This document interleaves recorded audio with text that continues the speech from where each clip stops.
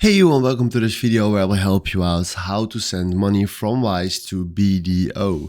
And if you want to do this, we click right here on send and then first of all search for the Philippines. There we go.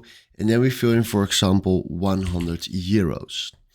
Then we select right here paying with, and then we do bank transfer, and then we select add recipient.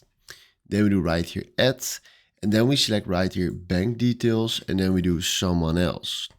Then from here, we can choose the bank. So we will do that first of all. So then we scroll down and then you will find right here BDO, Banco de Oro, or Network Bank, One Network Bank. So then what you're going to do right here is we select right here the Banco de Oro. Then we fill in their email. We select right here full name of the account holder.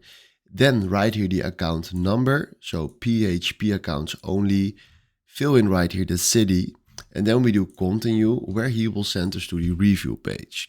There we will check all the details, and then after that we do continue, and then we can complete our payment right here at the paying page.